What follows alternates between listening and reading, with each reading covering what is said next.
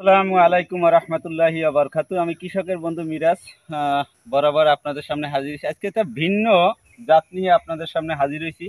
সেটা হলো যে গাঠি কচু বলা হয় যেটা।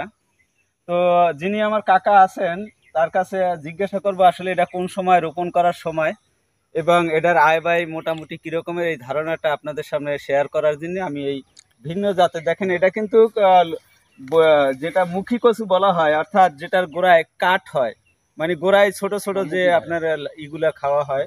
এক এক দেশে এক এক কিছু বলে। কাকা আপনাদের দেশে ওই গোড়ায় যেটা হয় ওটার কি বলে?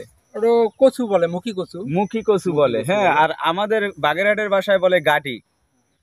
তো আসলে এক এক এলাকায় এক একটা, এটার গোড়ায় কাঠ হবে না, কিন্তু এটার গোড়ায় অধস পরিমাণ এই গোল গোল এই ইগুলা মোতার মতন হবে আর কি, যেটা বলা হয় মুখী কচু।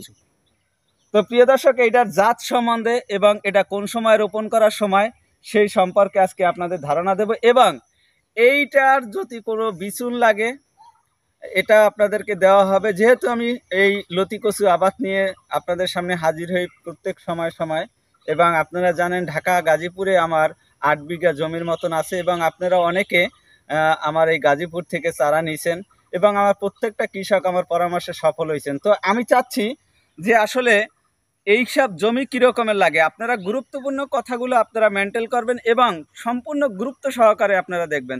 তো কাকা আসসালামু আলাইকুম। ওয়ালাইকুম আসসালাম।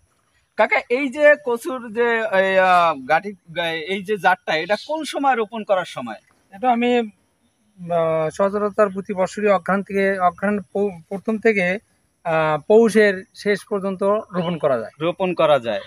আচ্ছা, মাটি মানে পানি যাতে না আটকে এ ধরনের মাটিতে ভালো হয়, মানে সেচও দেওয়া লাগে, সোজাসুজি বেলে দোআঁশ মাটিতে এটার ফলন ভালো হয়। মোটামুটি সব ধরনের মাটিতে হয় আর কি। কাকা, এটা বিঘা প্রতি কত মন ফলন হয়? যদি মোটামুটি বা সর্বোচ্চ ভালো যদি ফলন হয় তাহলে কত মন পর্যন্ত এই গাটি উঠতে পারে? এটা যেহেতু আগাম কচু, তো এর ফলন একটু কম হলেও প্রায় 60-70 মন আরে হয়।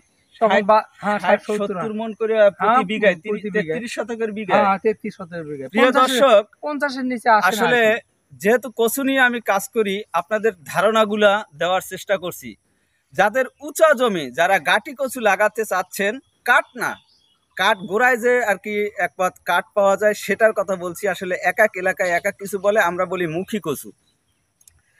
তো 1 বিঘায় 60 মন লতি যদি হয়, গাটি যদি হয়, কাকা বাজার দর কেমন পাওয়া যায়? আগাম বাজার মোটামুটি ভালো, 2000 থেকে 2400, 2500, 3000 পর্যন্ত বিক্রি। তার মানে 3000 না, আমি 2000 পর্যন্ত। তাও 120, এর মধ্যে তো আর পরিচর্যা নাই, শুধু গোড়াগুলা বাঁধা। হ্যাঁ, গোড়াগুলো বাঁধা, শুধু গোড়াগুলা বাঁধা। বাঁধার আগে নিড়ানি দেওয়া লাগে, নিড়ানি দিয়ে গোড়াটা বাইরে। তারপর আগাছানাশক ওষুধ দিলেও ব্যবহার করলেও হয়। এটা আগাছানাশক দিলে কোনো ক্ষতি হয় না? না, আছে দেখে শুনে ওই মানে জমির মেডেলে দেওয়া লাগে। হ্যাঁ, মেডেলে দেওয়া যায়। প্রিয় দর্শক, আসলে একজন অভিজ্ঞ কৃষক হইলে তার পরামর্শ নিলে আপনারা সফল হইতে পারেন। ভাই, এটা তো কয় মাসের ফসল? এটা কয় মাস পরে হারভেস্ট করা যায়? এই তো অঘ্রাণ থেকে শুরু করে পৌষ থেকে শুরু করে এই মাসের এখন আর কি তোলা যাবে। এখন তোলা যাবে। কাকা, আসলে এটার গাড়ি আসলে কি রকমের হয় একটু দেখাইতে যদি পারতেন। দেখান যাবে, একটু যদি দেখান একটু প্রিয় দর্শক, একটু আপনারা দেখতে থাকুন যে আসলে এটার গোড়া একটু গোড়ায় যে খুঁজছে, মানে সম্পূর্ণ গাছ উঠান লাগবে না, শুধু ছালাই একটু বের করে দেখান। হ্যাঁ হ্যাঁ হ্যাঁ, মাশাআল্লাহ মাশাআল্লাহ, দেখো অবস্থা দেখো। একটা ভাঙ্গে উড়িয়ে হেলান কাকা, একটা ভাঙ্গে উড়িয়ে হেলান। এই যে প্রিয় দর্শক দেখেন, এই যে আপনাদেরকে সেই কাঙ্ক্ষিত ফলনটা আপনাদেরকে দেখাচ্ছি। দেখেন মাশাআল্লাহ কত সুন্দর। কাকা, এটা তো আমাকে ঢাকায় দেখছি অনেক দাম। এটা 100 আমাদের এখানে যদি 60-70 বিক্রি হয় তো ঢাকায় 120 টাকা কেজি। আমি 120 টাকা কেজি দেখছি এই 2-3 দিন আগে, ঈদের আগে আর কি এই বাজারটা দেখছি। তো প্রিয় দর্শক, আচ্ছা কাকা, যদি আপনার বিচন চায় কেউ, যে আপনার যদি কেউ বিচন চাওয়া হয় তাহলে কি আপনার এই কাঙ্ক্ষিত এই বড়টাই দিয়ে দেন, না এরপরে ছোট যেটা, হ্যাঁ, ওটার মন কত করে নেন? প্রিয় দর্শক, আমি খোলসা করে সবকিছু বলতেছি, এখানে আমার কোনো আবদার নাই। প্রতি বছর মানে এক বছর এক রকমের দাম যায়। 5000 টাকা মন যায়, 7000 টাকা মন যায়, 8000 টাকা মন যায়, 10000 পর্যন্ত মন যায়। তবে কাকা, এই গাছটা দেখছি লাল। হ্যাঁ, এই গাছটা দেখছি লাল। তবে আমার একটা জানার বিষয় যে সাদা আর একটা আছে মনে হয় যে। সাদা। আচ্ছা, ফলন কোনটার বেশি, এইটার বেশি না ওই সাদাটার বেশি? না, সাদাটার চেয়ে কালোটার বেশি। কালোটার বেশি ফলন হয়। কিন্তু সাদা এক জাত আছে, সেটা আমাদের এরপর এটা শেষ হওয়ার পর ওটার আর কি লাগে, ওটা লাগবে এটা হচ্ছে মানে এটা আগেলতি লাগাইলে এটা হ্যাঁ, এটা এটা রোপণ আগাম করতে হয় হবে। আর কি। আগাম, প্রিয় আগাম। দর্শক, আগাম আমরা সবাই জানি আগাম হ্যাঁ, যদি আগাম, ফলন ফলাইতে চাই তাহলে অবশ্যই আগাম জাতটা চিনতে হবে। প্রিয় দর্শক, আমি বাড়িলতি রাস এক নিয়ে কাজ করি, আসলে কোন সময় কোন জাতটা রোপণ করা লাগবে আমি মিরাজ ছাড়া আর ভালো কেউ জানে না।